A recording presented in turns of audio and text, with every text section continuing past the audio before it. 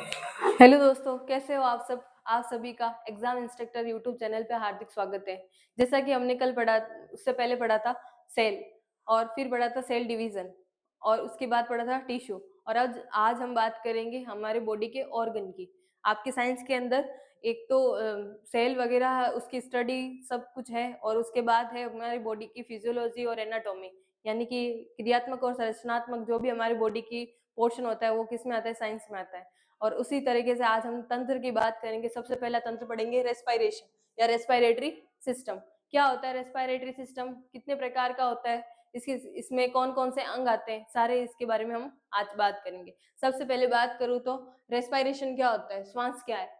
श्वास एक विशेष प्रकार है, श्वास एक विशेष प्रक्रिया है जिसमें शरीर की कोशिकाओं के अंदर भोजन का ऑक्सीकरण होता है। इस प्रक्रिया में ऊर्जा मुक्त होती है और इसे श्वास कहते हैं। ठीक है, ये क्या है, एक ऐसी प्रक्रिया है जिसके अंदर क्या होगा, विशेष प्रकार की प्रक्रिया, वो कोशिकाओं के अंदर क्या होता है, भोजन का ऑक्सीकरण। ऑक्सीकरण यानी ऑक्सीडेशन, जैसे हमने भोजन खाया उसका क्या हो गया, ऑक्सीडेशन हो गया, यानी उसमें से ऑक्सीजन मुक्त हो गई है। ठीक है, इस प्रक्रिया में क्या होता है, ऊर्जा मुक्त होती है।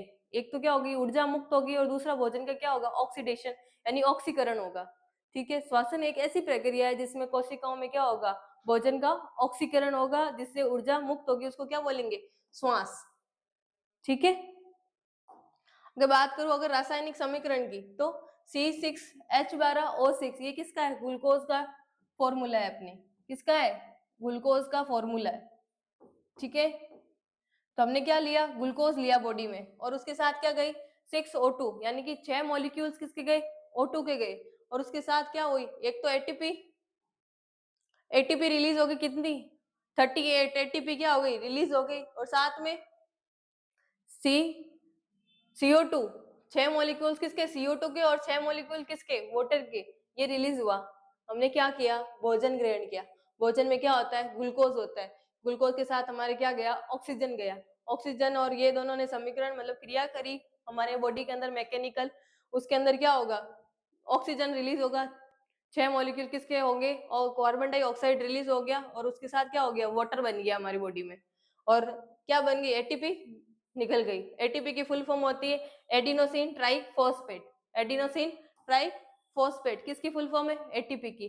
कभी क्वेश्चन आ जाए एटीपी की फुल फॉर्म क्या है, तो आप बताओ क्या, एडिनोसिन ट्राइफॉस्फेट। नेक्स्ट बात करूं तो टाइप, रेस्पिरेशन के टाइप कितने होते हैं, 2 टाइप के रेस्पिरेशन होता है। ठीक है, एक्सटर्नल रेस्पिरेशन और इंटरनल रेस्पिरेशन। बाह्य श्वास, बाह्य श्वास और आंतरिक श्वास। क्या होता है बाह्य श्वास और आंतरिक श्वास, बाह्य श्वास की अगर बात करूं तो बाह्य श्वास फेफड़े और वायुमंडल के बीच होता है, इसे यांत्रिकी प्रक्रिया कहा जाता है। ठीक है, ये किस किस के बीच होगा, एक तो वायुमंडल के और फेफड़ों के बीच।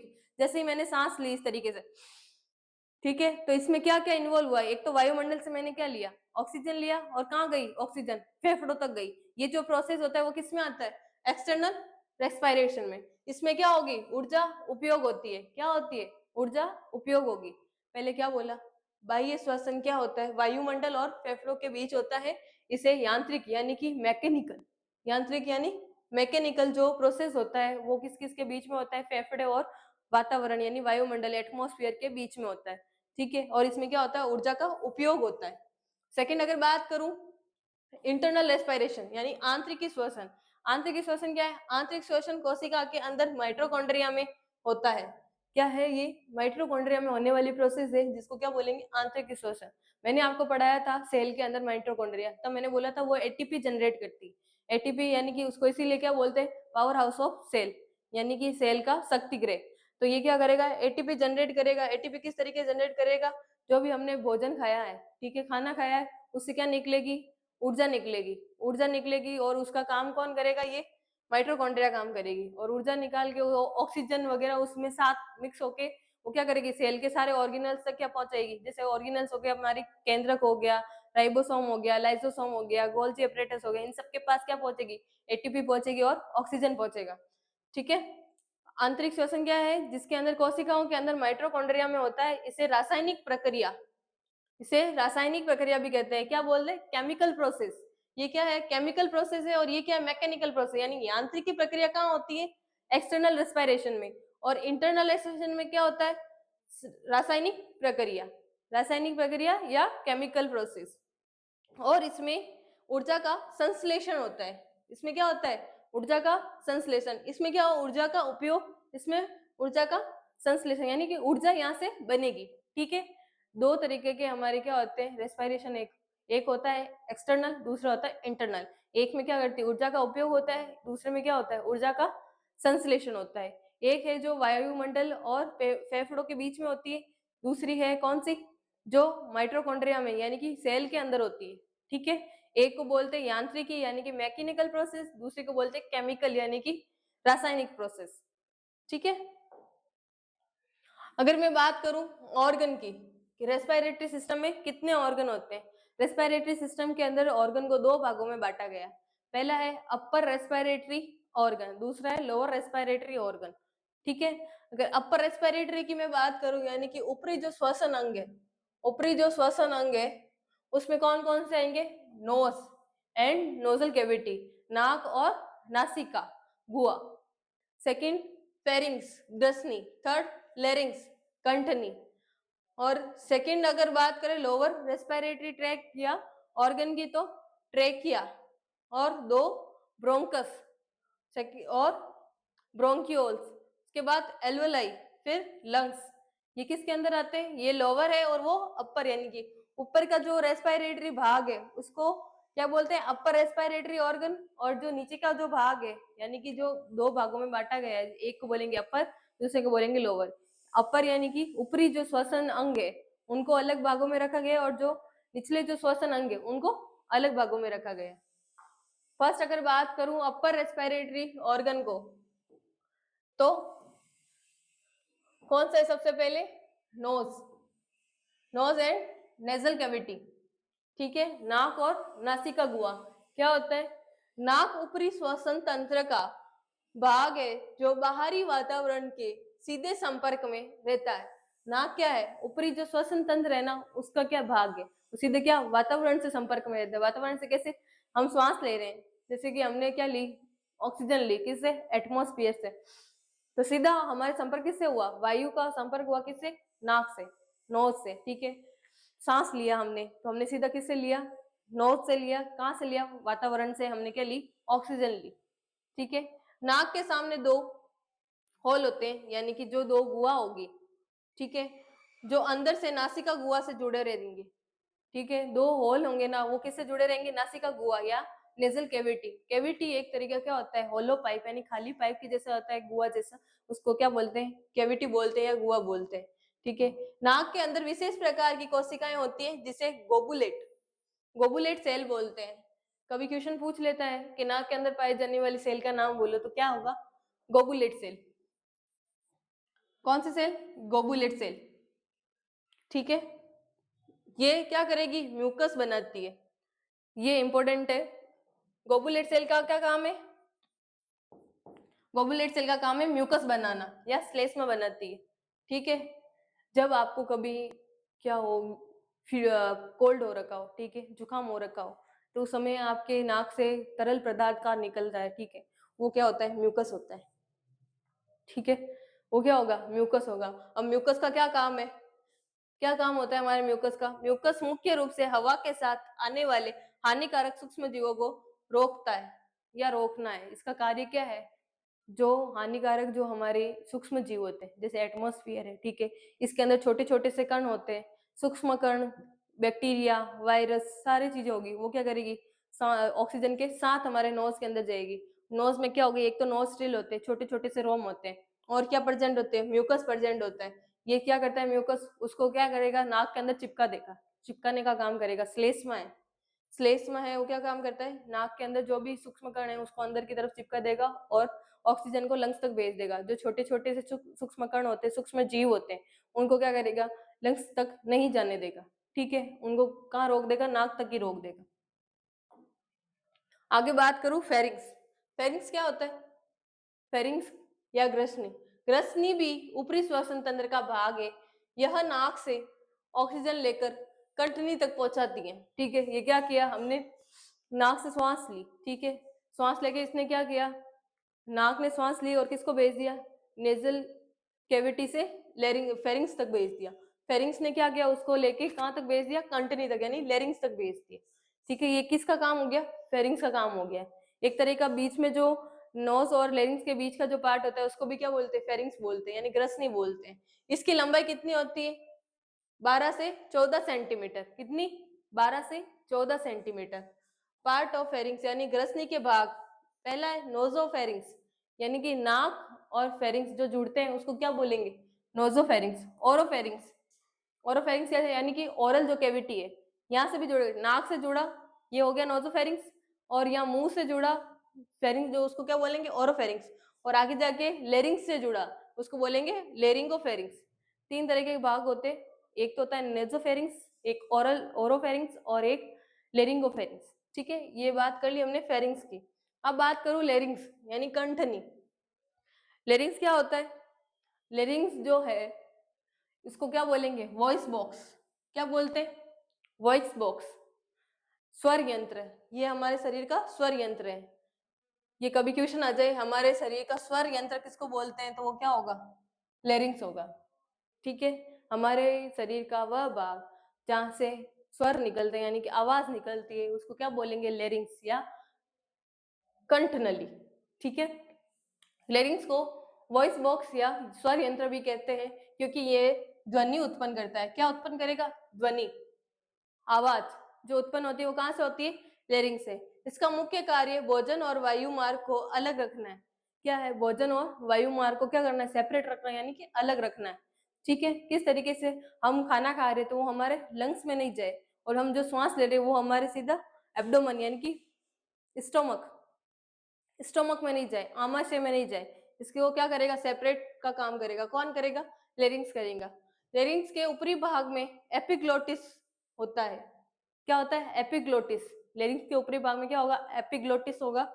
जो भोजन को अंदर जाता है तो वो वायु मार्ग को बंद कर देता है। जब क्या होगा, भोजन अंदर जाएगा, हम जैसे खाना खाते हैं तो वो क्या करेगा, वायु मार्ग को बंद कर देगा। जो आपको एक स्ट्रक्चर दिख रहा होगा अपने गले में, ठीक है, उसके वो क्या बोलते हैं, एपिग्लोटिस बोलते हैं। जैसे ही हमने भोजन खाया वो क्या करेगा, जो श्वासन मार्ग है उसको बंद कर देगा, और जैसे ही हमने श्वास लिया तो वो हमारे जो एब्डोमन यानी ग्रास नली का पार्ट है उसको बंद कर देगा। हमारे गले में दो तरह की पाइप होती है, एक तो होती है कौन सी, कंठ नली, दूसरी होती है ग्रास नली। वो दोनों ही क्या करती है, एक का काम है श्वास श्वास को फेफड़ों तक पहुंचाना, दूसरे का काम है खाने को स्टोमक तक पहुंचाना। ठीक है, तो दोनों को सेपरेट करने का काम कौन करता है, एपिग्लोटिस। नेक्स्ट बात करूं, lower respiratory system. Lower respiratory system में फर्स्ट पार्ट क्या है, ट्रेकिया यानी श्वास नली। श्वास नली कौन सी है, क्या है, क्या होती है उसके बारे में देखेंगे। श्वास नली का ऊपरी भाग लेरिंग से जुड़ा होता है। किससे जुड़ा है श्वास नली का ऊपरी भाग, लेरिंग से यानी कंठ नली से। और निचला भाग फेफड़ों से जुड़ा होता है। किससे जुड़ा है निचला भाग, फेफड़ों से। ठीक है, ऊपरी भाग किससे जुड़ा है, लेरिंग से, और जो निचला भाग है वो किससे जुड़ा है, फेफड़ों से। ठीक है, ये कई ये कई सी आकार की उपास्थ्यों से बना होता है। सी आकार कैसे, जैसे इस तरीके की है, इसमें सी आकार यू, ये इस तरीके के होते हैं ट्रैकिया। इसकी सामान्य लंबाई कितनी होती है, 12 सेंटीमीटर। कितनी होती है, 12 सेंटीमीटर। फेरिंग्स की कितनी थी, 12 से 14 सेंटीमीटर। इसका आकार कैसा, सी आकार का होता है। ठीक है, कई सी आकार की उपास्थ्य से बना होता है। ये कई तरह की सी आकार की उपास्थ्य हो गई, ये सबसे बना होता है। ठीक है, नेक्स्ट अगर बात करूं तो ब्रोंकाई। ब्रोंकाई क्या होती है, जब ट्रेकिया फेफड़ों में प्रवेश करती है तो ये छोटी शाखाओं में विभाजित हो जाती है, जिन्हें ब्रोंकाई कहते हैं। जैसे ट्रेकिया है, इस तरीके का ट्रेकिया है।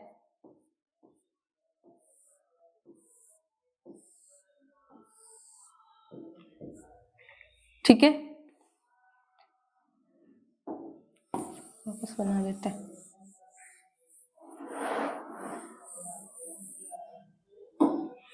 जैसे ये हमारा ट्रेकिया है इस तरीके, और इसमें छोटी छोटी सी क्या होती है, सी आकार की उपास्थ्या होती है। ये यहाँ तक हमारा ट्रेकिया है।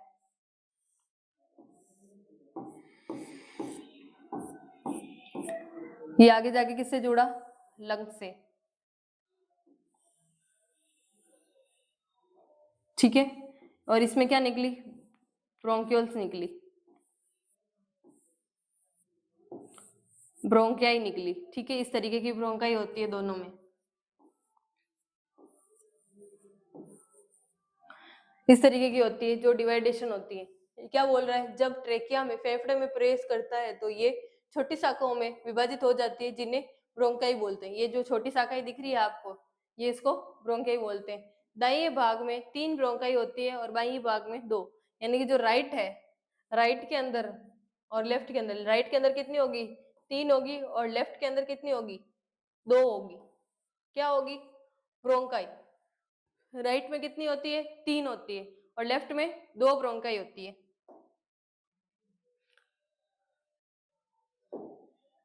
नेक्स्ट बात करें एल्वेलाई, यानी वायुकोश। वायुकोश क्या है, एल्वेलाई फेफड़े की क्रियात्मक इकाई है। इसको क्या बोलते हैं, फेफड़ों की जो सेल होती है वो कौन सी होती है, एल्वेलाई है।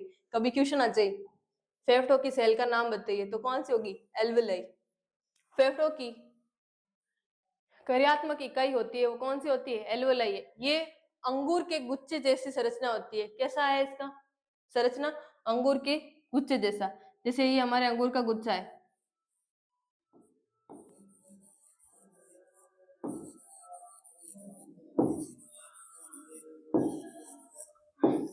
इस तरीके का। ये इस तरीके का किसमें होता है, लंग्स में। जैसे ये हमारा लंग्स है,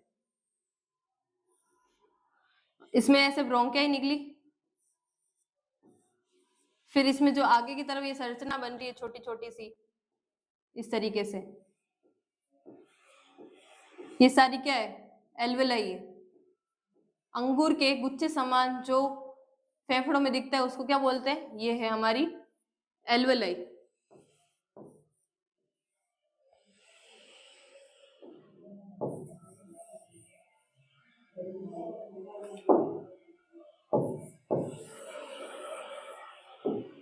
एल्वेलाई जो अंगूर के गुच्छे समान होती है उसको क्या बोलेंगे, एल्वेलाई बोलेंगे। ये क्या है, लंग्स की क्रियात्मक कार्यात्मक इकाई है, ठीक है। ये गैसों के आदान प्रदान का वास्तविक स्थान है। जो हमने श्वास ली, जो ऑक्सीजन था, वो मेन जाके कहाँ रुकेगा, कहाँ से आदान प्रदान होगा, कहाँ उसका एक्सचेंज होगा गैसों का, वो कहाँ था, एल्वेलाई में, ठीक है। दोनों फेफड़ों में लगभग 3 मिलियन एल्वेलाई होती है। कितनी, 3 मिलियन एल्वेलाई होगी। दोनों फेफड़ों को मिला के कितनी होती है, 3 मिलियन एल्वेलाई होगी। इसका काम क्या है, वास्तव में आदान प्रदान है किसका, गैसों का, यही होता है, ठीक है। नेक्स्ट बात करें फेफड़े या लंग्स। फेफड़े स्पंजी वायु से भरे शंकु आकार के अंग की एक जोड़ी होती है। एक जोड़ी यानी कि दोनों तरफ राइट और लेफ्ट एक एक है, लंग्स है, ठीक है। जोड़ी बोले तो एक, और संख्या में बोले तो 2। ये क्या है, स्पंजी वायु से भरे शंकु आकार के अंग की एक जोड़ी होती है जो लोबों में विभक्त होती है। कितने लोबों में विभक्त, यानी कि इसमें क्या पाए जाएंगे, लोब पाए जाएंगे। लोब बोले तो कैसे,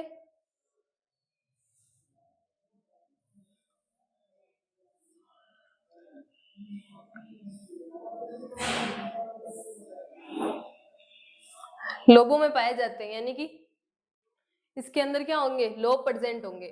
कितने लोब प्रेजेंट होंगे, फेफड़े दोहरी प्यूरल झिल्ली से ढके हुए होते हैं। जैसे कि ये हमारे फेफड़े, एक सेकंड,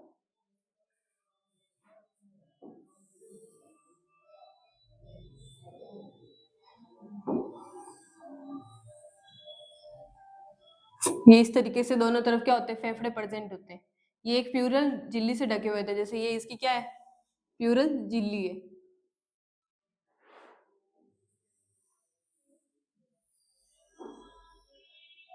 ठीक है। और इसके अंदर क्या होगा, प्यूरल फ्लूइड होगा।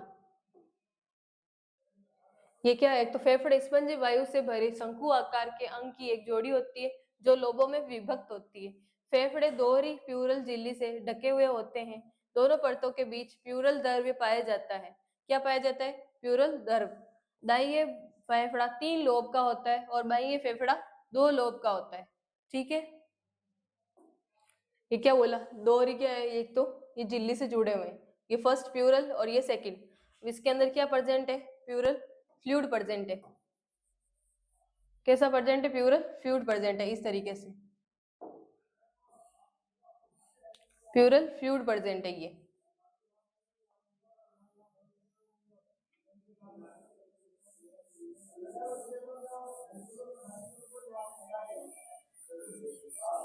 ये इसमें क्या आ गया? प्यूरल फ्लूइड आ गया। प्यूरल फ्लूइड से इसका ढकने का क्या तरीका है? क्यों है ये प्यूरल फ्लूइड? ये क्या काम करेगा? ये लंग्स को क्या करेगा? प्रोटेक्ट करेगा। किस चीज से? कोई भी किसी तरीके का इन्फेक्शन है वो लंग्स में ना जा पाए। ठीक है, एक तरह का तरल पदार्थ होता है पानी के जैसा, जिसको द्रव जैसे फ्लूइड बोलते हैं, यानी कि द्रव्य है, एक पानी के प्रकार का द्रव्य है जो क्या करेगा? इन्फेक्शन से बचाएगा। किसको? लंग्स को। ये इस तरीके से बना हुआ होता है। इसने क्या बोला? अगर राइट के अंदर कितने लोब प्रेजेंट होते हैं? 3।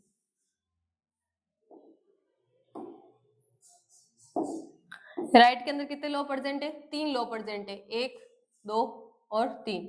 और लेफ्ट में 2 लोब प्रेजेंट है। ठीक है,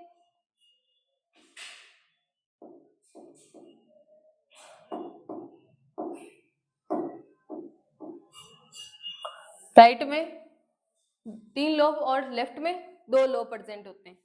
ठीक है, नेक्स्ट अगर मैं बात करूं श्वास की क्रियाविधि, श्वास की क्रियाविधि यानी कि मैकेनिज्म ऑफ रेस्पिरेशन।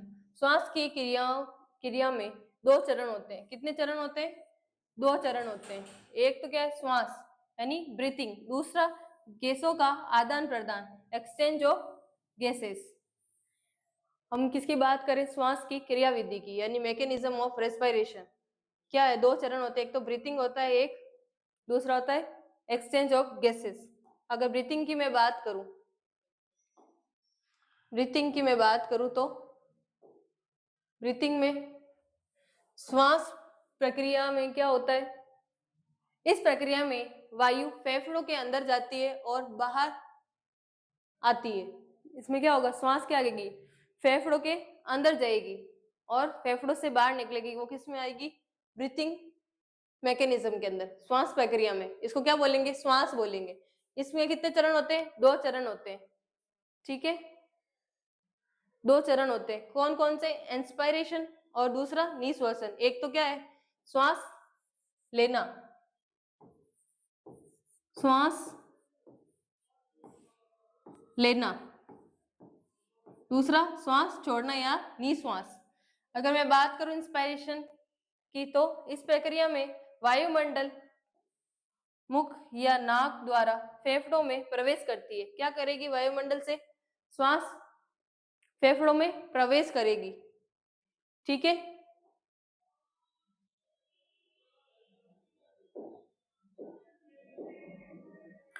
वायुमंडल क्या करेगी? वायुमंडल से श्वास प्रवेश करेगी। किसमें? फेफड़ों में। फर्स्ट किसकी बात करी हमने? इंस्पायरेशन की। इस प्रक्रिया में वायुमंडल से हवा नाक या मुंह द्वारा फेफड़ों में प्रवेश करती है। इसी को क्या बोलते हैं? इनहेलेशन। इनहेलेशन यानी कि श्वास लेना, इसको क्या बोला जाता है? इनहेलेशन भी बोला जाता है। ठीक है, सेकंड अगर बात करें किसकी? एक्सहेलेशन। एक्सहेलेशन क्या है? इस प्रक्रिया में फेफड़ों की हवा बाहर वायुमंडल में निकलती है। फेफड़ों से क्या किया? बाहर निकली। एक तो क्या है? इनहेलेशन, यानी कि ये हमने सांस ली, ये क्या हो गया? इनहेलेशन। ये छोड़ा, इसको क्या बोलेंगे? एक्सहेलेशन। ठीक है, इस प्रक्रिया में फेफड़ों की हवा बाहर वायुमंडल में निकलती है, एक्सहेलेशन भी कहते हैं। Exchange of gases. अगर नेक्स्ट की बात करूं, हमने क्या पढ़ा था पहले? ब्रीथिंग।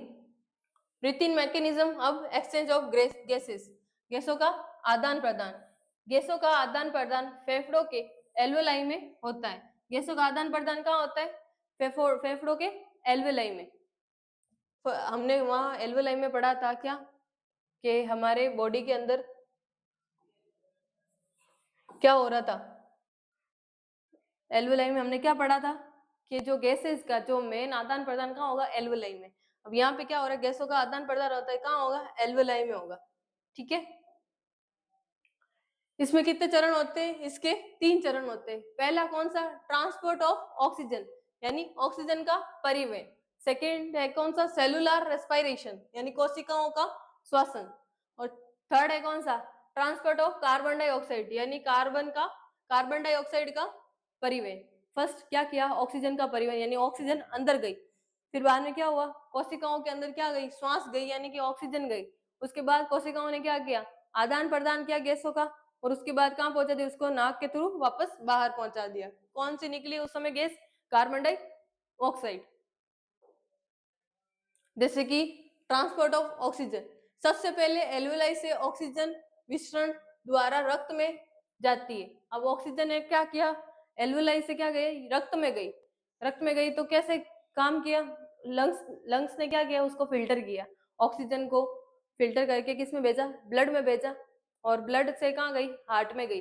हार्ट यानी हृदय में गई। हृदय के लेफ्ट जो एट्रियम है उसके अंदर जाके पूरी बॉडी से होते हुए पूरी बॉडी में ऑक्सीजन फैली, सेल तक पहुंची। सेल ने जाके उन्होंने क्या किया? वापस गैसों का आदान प्रदान किया। कार्बन डाइऑक्साइड लेके आई। कहाँ पे डाला उसको? हृदय के राइट जो पार्ट है, राइट एट्रियम में। पहले लेफ्ट एट्रियम से शुद्ध रुधिर गया, फिर बाद में राइट एट्रियम से कहाँ गया? लंग्स में। वापस लंग्स में गया। रक्त में ये ऑक्सीजन हीमोग्लोबिन द्वारा विभिन्न ऊतकों तक पहुंचता है। कैसे पहुंचता है? रक्त के द्वारा क्या? विभिन्न हीमोग्लोबिन द्वारा ऊतकों में पहुंचता है। ठीक है। हीमोग्लोबिन के अंदर ऑक्सीजन के कितने अणु होते हैं? ऑक्सीजन के कितने मॉलिक्यूल्स होते हैं हीमोग्लोबिन में? 4 अणु होते हैं हीमोग्लोबिन के। किसमें? ब्लड में। ठीक है, 4 अणु प्रेजेंट होते हैं हीमोग्लोबिन में।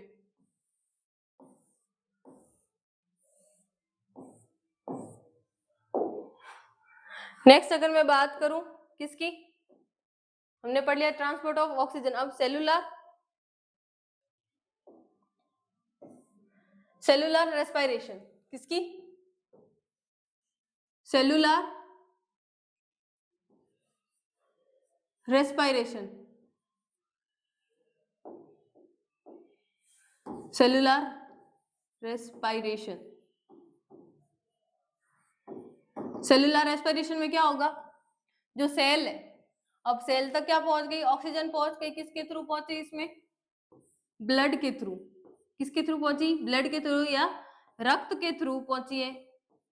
क्या पहुंची है? ऑक्सीजन। ऑक्सीजन निकल के कहाँ गई? किसके पास गई? सेल के पास गई।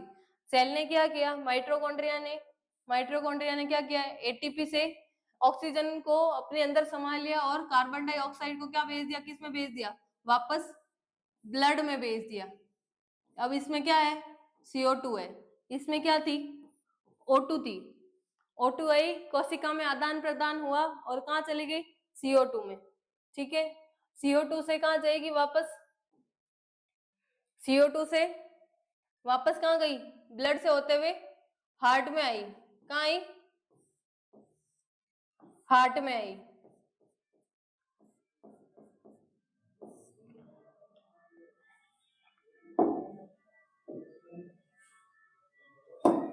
हार्ट में आई। यहां से क्या आया? अशुद्ध रुधिर आया वापस। इसमें क्या था? कार्बन डाइऑक्साइड था। ठीक है, वो कहाँ लेके गया इसको? लंग्स में। लंग्स में आई। अब आगे की प्रोसेस चालू हो जाती है, कौन सी? Transport of carbon dioxide.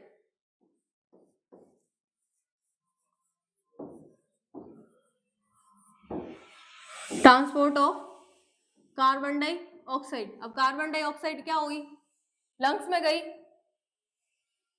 Lungs के अंदर क्या थी? एल्वेलाई थी। एल्वेलाई ने क्या किया? कार्बन डाइऑक्साइड को निकाल के किस में भेज दिया? ट्रेकिया से। ट्रेकिया से होते हुए लेरिंग्स में आई। लेरिंग्स से होते हुए कहाँ आई? फेरिंग्स में। और फेरिंग्स से होते हुए नोज में पहुंची। ये अपना क्या है? नोज है। इस नोज से होते हुए कार्बन डाइऑक्साइड बाहर निकल गई। ठीक है, प्रोसेस समझ आया आपको? क्या था? फर्स्ट हमारा क्या था? ट्रांसपोर्ट ऑफ ऑक्सीजन, यानी ऑक्सीजन का अंदर परिवहन। परिवहन कैसे हुआ? नाक से हमारे सांस ली हमने, सांस लेते हुए कहाँ गया? वो फेफड़ों तक गया। फेफड़ों से उसने क्या किया, ब्लड में भेजा, किसको, ऑक्सीजन को। ब्लड से होते हुए सेकंड चालू हो गया सेलुलर, सेलुलर में क्या हुआ, ब्लड से होते हुए वो कहाँ चली गई, पूरे बॉडी के अंदर चली गई, और ब्लड से, ब्लड में सेल तक पहुंची ऑक्सीजन। ऑक्सीजन सेल ने क्या किया, ऑक्सीजन ले ली किसके थ्रू, माइटोकॉन्ड्रिया के थ्रू, और जो कार्बन डाइऑक्साइड थी उसको क्या डाल दिया, वापस ब्लड में डाल दिया। वो ब्लड आके कहाँ मिला, हार्ट से, हार्ट से होते हुए लंग्स में गया। ये जो प्रोसेस है हार्ट वाली, मैं आपको सर्कुलेटरी सिस्टम में पूरी समझाऊंगी, ठीक है। ये जो ट्रांसपोर्ट किया किसको, कार्बन डाइऑक्साइड को, नेक्स्ट कार्बन डाइऑक्साइड की प्रोसेस चालू हो गई, हार्ट से होते हुए कहाँ गई, लंग्स में गई, ठीक है। लंग्स में जाने के बाद क्या किया, लंग्स ने उसको अपने एल्वेलाई में भेजा, और एल्वेलाई ने क्या किया, गैसों का आदान प्रदान किया, कार्बन डाइऑक्साइड, ऑक्सीजन दी वापस ब्लड में, और कार्बन डाइऑक्साइड को अपने पास रख के ब्रोंकियोल्स के माध्यम से ट्रेकिया को भेजा, ट्रेकिया से कहाँ गई, लेरिंग्स में गई, लेरिंग्स से फेरिंग्स तक गई, और फेरिंग्स से नोज के थ्रू क्या किया, बाहर आ गई, ठीक है। ये क्या थी, श्वसन की जो प्रक्रिया होती है, मैकेनिज्म ऑफ रेस्पिरेशन, उसके बारे में हमने पढ़ा। आज हमने क्या क्या पढ़ा, आज हमने पढ़ा श्वास क्या होती है, रेस्पिरेशन, उसके बारे में पढ़ा, क्या होती है रेस्पिरेशन, फिर किस तरीके से हमारी बॉडी में रेस्पिरेशन का काम होता है। उसके बाद बोला पढ़ा हमने टाइप ऑफ रेस्पिरेशन, एक्सटर्नल और इंटरनल, ठीक है। उसके बाद हमने देखा ऑर्गन, ऑर्गन ऑफ रेस्पिरेशन, जिसके अंदर अपर रेस्पिरेटरी सिस्टम और लोअर रेस्पिरेटरी सिस्टम दोनों थे, ठीक है। मतलब इसमें था अपर रेस्पिरेटरी ऑर्गन और इसमें था लोअर रेस्पिरेटरी ऑर्गन। फिर इनके ऑर्गन के बारे में हमने एक एक पढ़ा, पहले पढ़ा नोज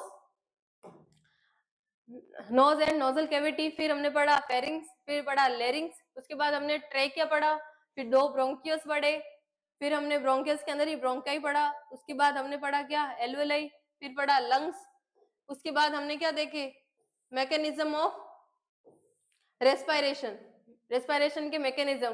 पहला चरण कौन सा था, दो चरण के थे, श्वास और दूसरा गैसों का आदान प्रदान। उसके बाद हमने देखा कि जो श्वास थी जिसके अंदर ब्रीथिंग पैटर्न था, ब्रीथिंग पैटर्न कितने प्रकार का था, दो प्रकार का, एक तो इंस्पायरेशन, दूसरा एक्सपायरेशन, यानी कि एक तो इनहेलेशन, दूसरा एक्सहेलेशन, ठीक है। इनहेलेशन के अंदर हमने देखा था क्या होता है, श्वास अंदर जाती है नाक के थ्रू फेफड़ों तक जाती है, और एक्सहेलेशन में हमने देखा था क्या कि सांस क्या होती है, फेफड़ों के थ्रू हवा के मार्ग से क्या होती है, बाहर की तरफ आती है, ठीक है।